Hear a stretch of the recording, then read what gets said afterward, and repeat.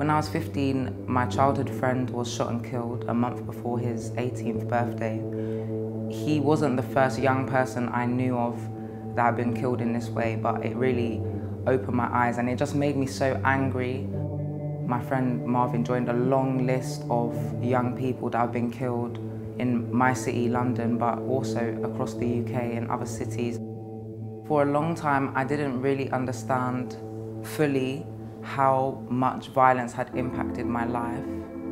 But now that I'm older, I realise that I've actually been affected by violence my whole life. Our vision and our mission is to empower young people and communities to live free from violence.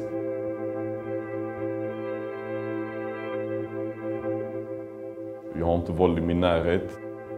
Förut var det annorlunda. Mycket speciellt i tonåren. Började med slagsmål och gruppslagsmål.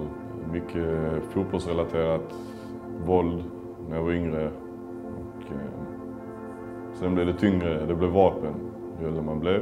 Det blev värre och värre. Det blev råare och råare. Och det sköts med vapen just nu. Vänner jag växte upp med, barndomsvänner har jag förlorat på grund av våldet. Jag var väl inblandad på mitt sätt, men jag lyckades ta mig ur det och gå bra för mig. Och därför vill jag kunna ge tillbaka. Jag jobbar mycket med unga och försöker få dem att förstå att våld är aldrig lösningen. Violence to me is omnipresent. It's in any forms. I have elder brothers, for instance, that come from Africa. They've had a rough life compared to me. I've had violence in topics or in people just wondering if my parents are my genetic parents. If I would say I'm Swedish because I don't have the typical look, they would think I'm kidding. So I felt cornered and left out. I'm working against violence every day. I try to expose the truth and things that could, change the mindset.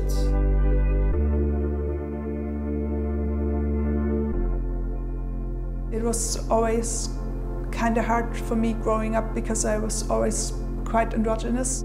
Some other kids, when I was about 13, they just threw little stones at me and were calling me names because they didn't really have any other way how to deal with me, I guess. Violence for me can take on very different forms. Like, for example, cultural violence when it's against a community or a society that are usually minority groups. Most often violence is rooted in a systematic problem.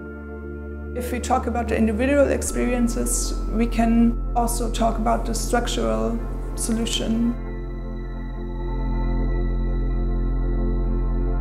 The only violence that I know of in Birmingham is kind of the work of far-right groups when they demo, and there's kind of like alcohol involved, or they lash out at like people they think are Muslim, and so yeah. And then you see that happening whether or not you attend the counter demos. I don't believe in the far-right rhetoric and the idea that some people are more welcome in a country than others. We go to the counter protests and yeah, sometimes they're violent as well, so there's not really much you can do to avoid that.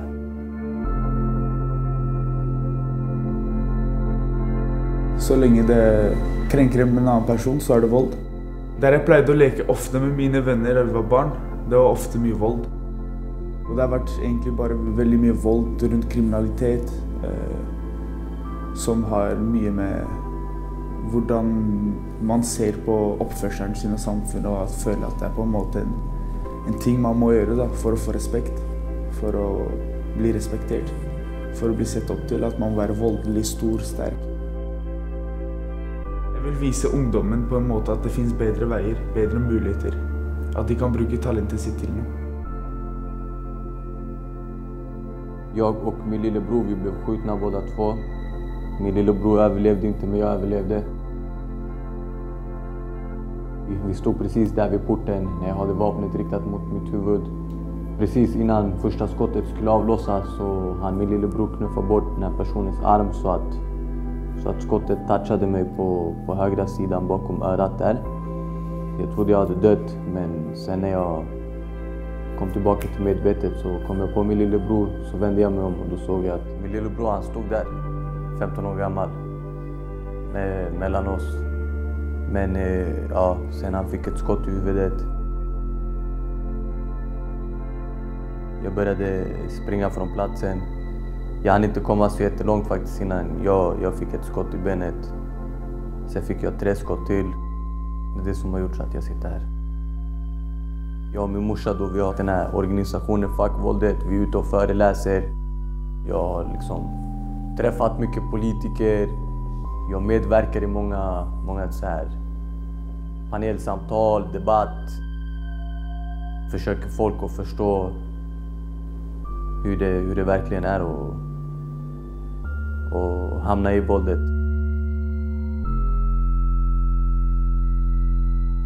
Det finns så mycket olika typer av våld. Det är gatuvåld, det är polisvåld, det är politiskt och socialt våld. En del av mig vill ibland vara ganska rebellisk. Men jag tänker att någonstans måste vi också förstå att det handlar om gemenskap i slutändan. Och jag tror att om man kan nå ut till många och har bra tankar så är det klart man ska vara med i Peace Force. La violence, je pense que la violence c'est quelque chose c'est de la négation pour moi. Je pense que la violence c'est pas quelque chose, c'est pas de l'amour, c'est négatif. Mais j'ai été confronté à la violence de mes 9 ans jusqu'à mes 19 ans. J'ai vécu avec le frère de ma mère, donc c'est mon oncle direct. Et donc moi je subissais la violence en fait, je me faisais battre pour X raisons, donc jusqu'à mes 19 ans j'ai subi ça. Et ce qui fait que maintenant je combats la violence, je le fais par le biais de mon art. Je suis artiste peintre maintenant, qui même s'il n'y a rien autour d'eux, que le seul fait est qu'ils voient mon tableau, ça les apaise. Je veux que les gens retrouvent la paix en fait. When you don't understand something, it's violence, and once you start to understand it, it can become peace. Kraften av kärlighet är mycket större än våld. There's a lot of people around the world that do want to live in peace. It's not so out of the question to think that we could live in a society where there's no violence. So every day when we wake up we try and imagine what would our world look like if there was no violence. Non-violence is the end goal, so that's what we're all walking towards.